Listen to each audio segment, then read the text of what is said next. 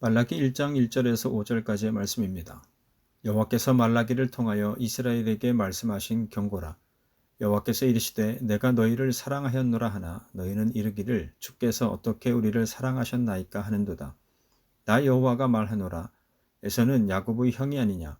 그러나 내가 야곱을 사랑하였고 에서는 미워하였으며 그의 산들을 황폐하게 하였고 그의 산업을 광야의 이리들에게 넘겼느니라. 에돔은 말하기를 우리가 무너뜨림을 당하였으나 황폐된 곳을 다시 쌓으리라 하거니와 남한군의 여호와는 이르노라. 그들은 쌓을지라도 나는 헐리라. 사람들이 그들을 일컬어 악한 지역이라 할 것이요 여호와의 영원한 진노를 받은 백성이라 할 것이며 너희는 눈으로 보고 이르기를 여호와께서는 이스라엘 지역 밖에서도 크시다 하리라. 사람들과의 관계 속에서, 특별히 연인이나 부부 그리고 가족 등과 같은 관계 속에서 서로를 향한 사랑의 감정을 확인하고 신뢰하며 살아가는 것이 중요한 것처럼 신앙생활에 있어서 중요한 것 가운데 하나 또한 바로 하나님의 사랑을 깨닫는 가운데서의 삶을 살아가는 것입니다. 하나님께서 나를 얼마나 사랑하시는지를 확실하게 깨달아야 한다는 것인데요. 피상적이거나 말로만이 아닌 또는 단편적인 느낌으로서가 아닌 내게 주어진 삶 속에서 하나님께서 나를 사랑하시고 있다는 사실에 대한 확신을 가지고 늘 살아가는 것이 중요하다는 뜻입니다. 그런데 이처럼 나를 향한 하나님의 사랑에 대한 확신을 가지고 살아간다는 것이 말처럼 쉽지는 않습니다. 물론 성경에 기록된 여러 말씀을 보노라면 하나님께서 우리를 얼마나 사랑하시는지에 대해 말씀하고 있기는 하지만 그러한 사실이 우리의 삶 속에서 언제나 기억되고 깨닫게 되기에 늘 기쁨과 감사가 넘치는 삶을 살아가게 되는 것은 아닙니다. 이는 선지자 엘리야의 경우를 통해서도 엿볼 수 있는 모습인데요. 열왕기하 2장에서 말씀하고 있는 것처럼 하나님께서는 회오리 바람으로 엘리야를 하늘로 올리고자 하셨습니다. 마치 창세기 5장에서의 에녹처럼 엘리야가 죽음을 맛보지 않고 승천하도록 하고자 하셨던 것이었는데요. 모든 사람이 죄를 범하였음에 하나님의 영광에 이르지 못하였다는 로마서의 말씀과 죄의 결과가 사망임을 계속해서 밝히고 있는 성경 말씀을 보노라면 모든 사람들이 반드시 마주하여야 하는 죽음을 통해서가 아닌 육신의 모습 그대로 하나님께서 엘리야를 당신의 곁으로 데려가신 것을 볼 때 엘리야가 하나님 앞에서 어떠한 삶을 살았는지 생각해 보지 않을 수 없는데요.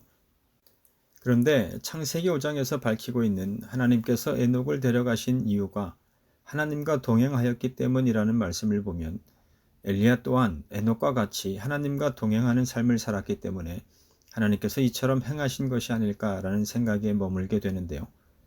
그렇다면 하나님과 동행하는 삶을 살았을 것으로 여겨지는 엘리야는 언제나 그에 걸맞는 삶을 살았던 사람이었을까요? 하나님과 동행하기에 두려움이 없고 항상 그 베풀어 주신 은혜와 사랑을 깨닫기에 늘 기쁨과 감사가 넘치는 삶을 살았을까라는 질문인데요. 구약성경 열왕기상 19장에 기록된 말씀은 그렇지 않음을 보여주고 있습니다. 바알의 선지자들과의 싸움을 잘 싸웠지만 그로 인해 아합 왕의 아내 이세벨로부터 살해 위협을 받게 된 엘리야는 두려움에 떨며 도망치게 되었고 다음과 같이 행하였음을 성경은 말씀합니다. 열왕기상 19장 4절 말씀입니다. 자기 자신은 광야로 들어가 하룻길쯤 가서 한 로뎀 나무 아래에 앉아서 자기가 죽기를 원하여 이르되 여호와여 넉넉하오니 지금 내 생명을 거두시옵소서. 나는 내 조상들보다 낫지 못하니이다 하고.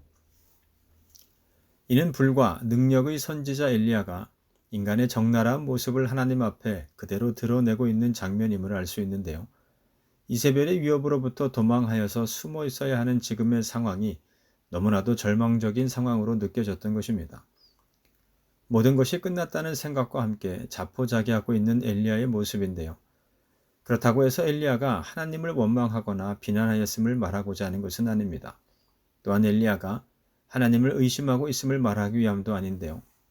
다만 말씀드리고자 하는 것은 평생에 하나님과 동행하였을 것으로 여겨지는 엘리야의 삶이지만 그래서 어느 하나 부족한 모습으로서가 아닌 늘 온전한 자로서의 삶을 살았을 것으로 여겨지는 엘리야의 삶이지만 함께 읽은 말씀을 볼 때 다양한 인간적인 감정들로 인해 영향받으며 살 수밖에 없다는 사실이 죽음을 맛보지 않고 하늘로 들려 올라간 엘리야의 삶 가운데서도 분명하게 존재하였다는 것인데요. 그렇다면 내게 주어진 삶 속에서 하나님께서 나를 사랑하시고 있다는 사실에 대한 확신을 가지고 늘 살아가야 한다는 말씀이 가리키고 있는 것은 무엇일까요? 결론적으로 말씀드리자면 우리가 살아가는 삶이 때로는 슬퍼할 수도 있고 기뻐할 수도 있으며 부하거나 가난하거나 명예나 권력이 있을 수도 있고 그렇지 않을 수도 있으며 불평을 할 때도 있고 감사를 할 때도 있겠지만 그러한 때마다 나를 향한 하나님의 말씀을 듣고자 노력하는 것이고 비록 힘이 들고 어려울지라도 하나님을 신뢰하기에 순종하는 것이 곧 하나님께서 나를 사랑하시고 있다는 사실에 대한 확신과 함께 살아가는 삶이라 할 수 있을 것입니다. 그리고 그러한 가운데 하나님의 뜻을 바라고 그 뜻이 이루어짐을 위해 간구하는 것이며 그 모든 것이 하나님의 은혜임을 깨닫고 살아가는 것이 곧 나를 향한 하나님의 사랑을 확신하며 살아가는 삶이라 할 수 있을 것입니다. 자, 그런데 오늘 우리가 함께 읽은 말라기의 말씀을 보면 어떠한가요? 우리가 함께 읽은 말씀 가운데 잘 살펴보아야 할 것은 하나님께서는 이스라엘 백성을 사랑하였음을 말씀하고 있지만 그러나 이스라엘 백성은 이러한 하나님의 말씀에 대하여 하나님께서 자신들을 어떻게 사랑하셨는지를 묻고 있는 장면인데요.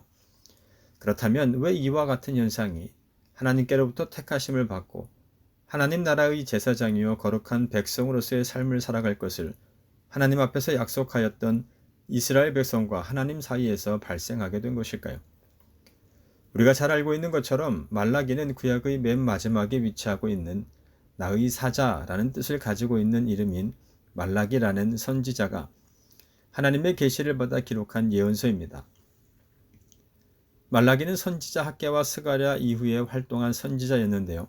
스룹바벨 이후 에스라와 느헤미야와 같은 지도자들이 이스라엘 민족의 재건과 번영 그리고 하나님을 향한 신앙의 회복을 위해서 힘썼고 학개와 스가랴 선지자들이 이를 도왔습니다. 그래서 비록 예전 예루살렘의 영광스러운 모습은 아니었지만 예루살렘이 다시 정비가 되어서 이제는 어느 정도 나라로서의 기능을 회복하고 점차 안정된 삶을 살아갈 수 있는 기반이 다져졌는데요. 그러나 도시의 외형적인 모습이나 사회 기반 시설 등은 복구가 되었고 또한 복구가 이루어져 가고 있는 반면에 이스라엘 백성들의 삶의 모습은 자신들이 생각한 것만큼 풍요롭다거나 만족스럽지는 못했습니다. 성전이 재건되고 예루살렘이 복구되면 하나님께서 이스라엘에게 큰 축복을 내려주셔서 모든 나라와 민족들 가운데 높이시고 원수와 대적들은 모두 그들 앞에 무릎을 꿇게 하실 것이라는 기대를 품고 있었는데 시간이 지나도 그리 나아진 것은 없어 보였고 해결하여야 할 여러 가지 어려움과 문제들은 여전히 남겨져 있었기 때문이었습니다. 그들이 기대하였던 것만큼 좋아지지가 않았던 것인데요.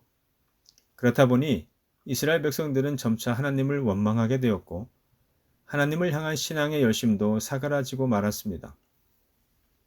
그리고 다만 형식적인 신앙의 모습만이 남게 되었던 것인데요. 바로 이러한 때에 하나님께서는 선지자 말라기를 부르셔서 이스라엘 백성이 다시금 신앙의 열심을 되찾아야 함을 촉구하도록 하셨고 다시 회개하고 하나님께 돌아와야 한다는 말씀을 선포하도록 하셨던 것입니다. 그래서 구약성경 말라기서의 주제는 다시 하나님께로 돌아와야 한다는 것입니다. 형식만이 남은 껍데기뿐인 신앙의 모습에서 하나님을 향한 신앙의 열심을 다시금 회복하여야 한다는 것인데요. 그렇다면 이처럼 이스라엘 백성이 하나님을 향한 불신앙 가운데 거하게 된 이유는 무엇 때문이었을까요? 2절 말씀을 다시 한번 함께 읽어보도록 하겠습니다. 여호와께서 이르시되 내가 너희를 사랑하였노라 하나 너희는 이르기를 주께서 어떻게 우리를 사랑하셨나이까 하는도다. 나 여호와가 말하노라 에서는 야곱의 형이 아니냐. 그러나 내가 야곱을 사랑하였고. 함께 읽은 말씀에서 이스라엘 백성이 하나님을 향한 불신앙 가운데 거하게 된 이유로 밝히고 있는 것은 하나님께서 자신들을 사랑하지 않으시기 때문이라는 것이었습니다. 현재 자신들이 처한 상황이나 현실을 보면 그러하다는 것인데요.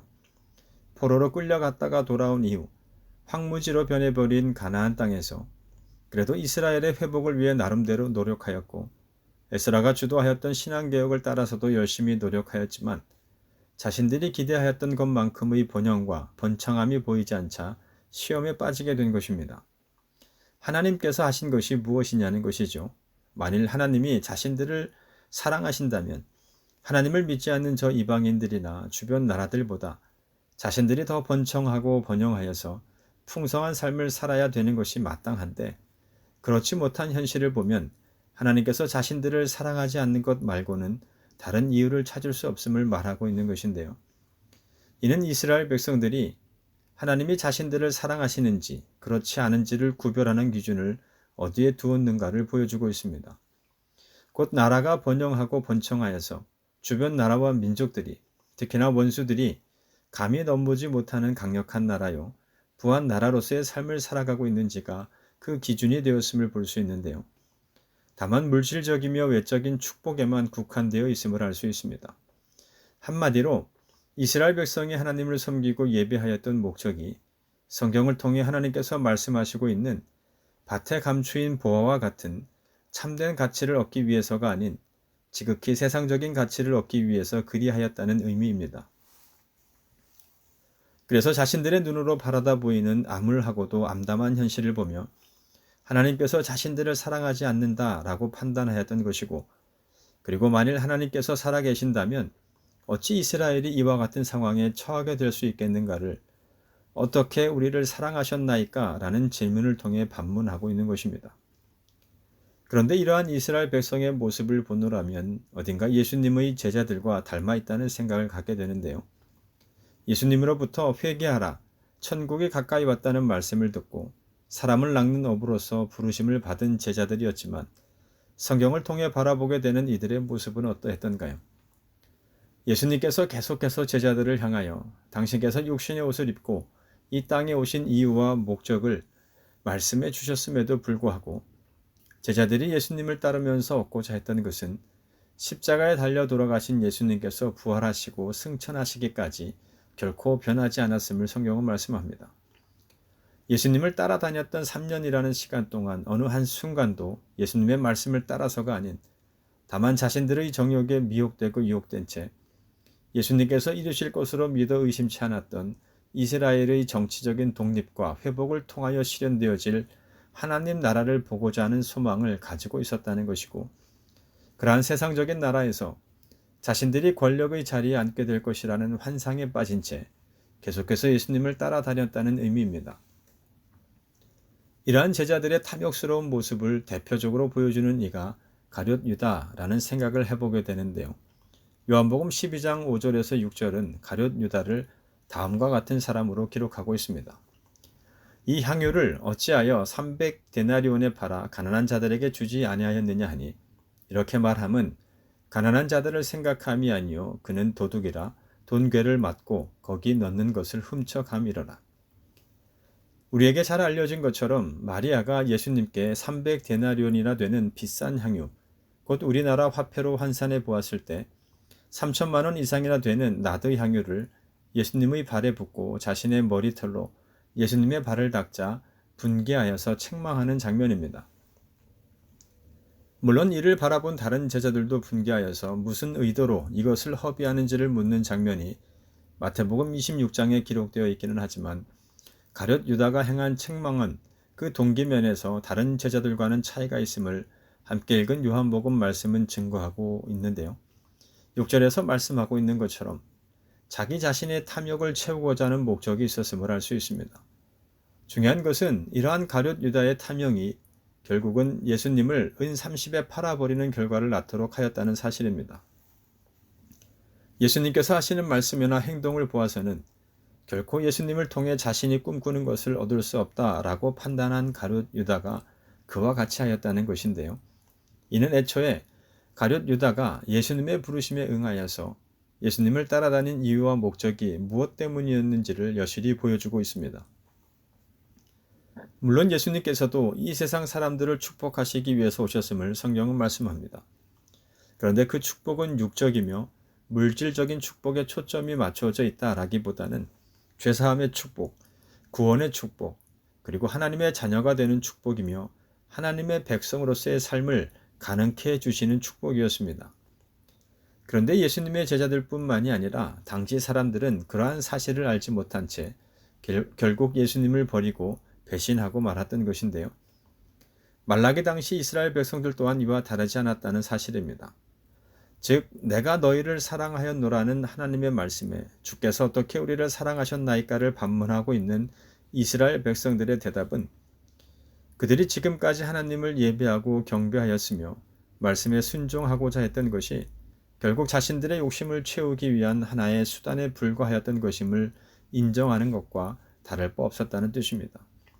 그런데 중요한 것은 오늘날 예수님을 믿고 있는 그리스도인들이 그 믿음을 통해 바라는 것 또한 이때 이스라엘 백성이나 또는 예수님의 제자들이 예수님을 통해 바라며 얻고자 했던 것들과 비교하였을 때 크게 달라진 것은 없다는 사실입니다.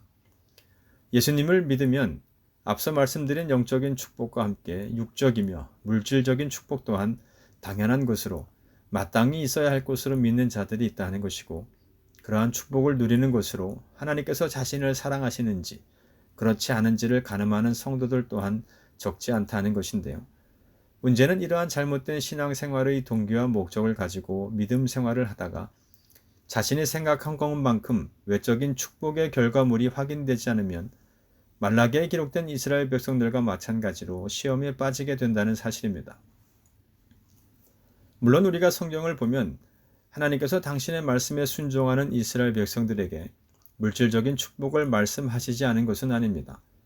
당장의 레위기 26장에 기록된 것처럼 하나님의 규례와 계명을 준행하였을 때 그러한 자들이 받게 될 상에 대해 기록하고 있는 말씀을 보더라도 분명 물질적인 축복이 명시되어 있음을 볼 수 있기 때문인데요. 그러나 이처럼 하나님께서 약속하신 물질적인 축복을 바라보는 우리가 잊지 말아야 할 것이 있습니다.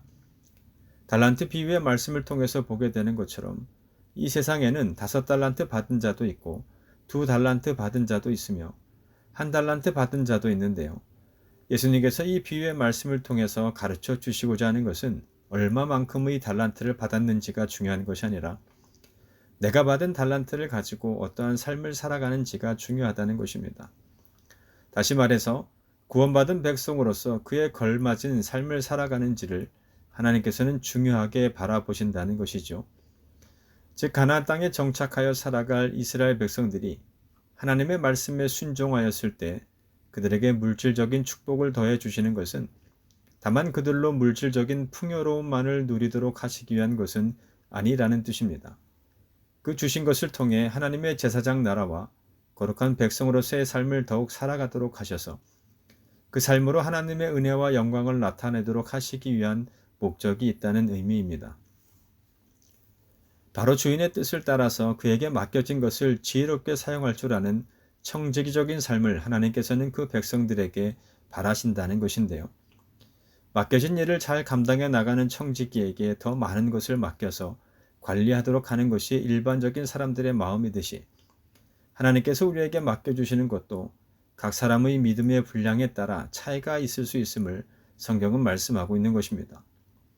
만약 육적인 축복들을 많이 받았는데 그것을 잘 관리할 능력이 없다면 그 축복은 결국 그 사람에게 독이 될 수도 있다는 의미입니다.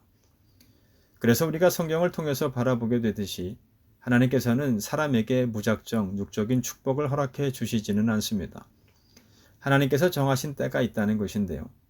곧 하나님께서 40년이라는 시간 동안 이스라엘 백성들로 하여금 광야길을 걷게 하신 것이 그들이 범죄하였기 때문이기도 하지만 이스라엘 백성들을 낮추시며 시험하셔서 그들이 하나님의 명령을 지키는지 지키지 않는지 알기 위한 목적이 있으셨다는 말씀과 굶주린 이스라엘 백성들에게 만나를 주어서 먹이신 것이 다만 그들로 배불리 먹게 하시기 위한 목적으로서가 아닌 사람이 떡으로만 사는 것이 아니요 여호와의 입에서 나오는 모든 말씀으로 사는 줄을 알게 하시기 위한 목적이 있으셨음을 밝히고 있는 신명기의 말씀이 의미하는 것이 바로 이와 같습니다.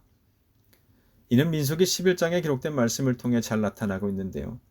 하나님께서 주신 만나에 대한 불평과 함께 이스라엘 백성들이 고기 먹을 것을 구하였을 때 성경은 하나님께서 이들에게 엄청난 양의 메추라기를 보내셨음을 기록하고 있는데요. 기록된 말씀을 보면 어떠한가요? 자신들의 욕심을 따라 거두어들인 메추라기로 과연 이스라엘 백성들이 행복하였음을 성경이 말씀하고 있던가요? 민수기 11장 31절에서 34절 말씀을 함께 읽어보도록 하겠습니다. 바람이 여호와에게서 나와 바다에서부터 메추라기를 몰아 진영 곁 이쪽 저쪽 곧 진영 사방으로 각기 하루길 되는 지면 위 2규빗쯤에 내리게 한지라. 백성이 일어나 그날 종일 종야와 그 이튿날 종일토록 매출하기를 모으니 적게 모은 자도 10호멜이라. 그들이 자기들을 위하여 진영 사면에 펴두었더라. 고기가 아직 이 사이에 있어 씹히기 전에 여호와께서 백성에게 대하여 진노하사 심히 큰 재앙으로 치셨으므로 그곳 이름을 기브롯 핫다아와라 불렀으니 욕심을 낸 백성을 거기 장사함이었더라. 분명 이스라엘 백성들은 하나님의 은혜 가운데 있었습니다. 그러나 그러한 은혜를 깨닫지 못하고 자신들의 욕심을 따라 구한 것을 마주하게 되었을 때 하나님께서 보내주신 수많은 메추라기는 그들에게 축복이 아닌 그들을 죽이는 독이 되었음을 성경은 말씀합니다. 오늘 함께 읽은 말라기 말씀에서도 이스라엘 백성들은 육적인 축복과 하나님께서 자신들을 사랑하신다는 증거로서의 번영이 현재 이스라엘 가운데 나타나고 있지 않음을 원망하고 있음을 볼 수 있는데요. 실제로는 그렇지 않았음을 성경의 많은 기록들은 전하고 있습니다.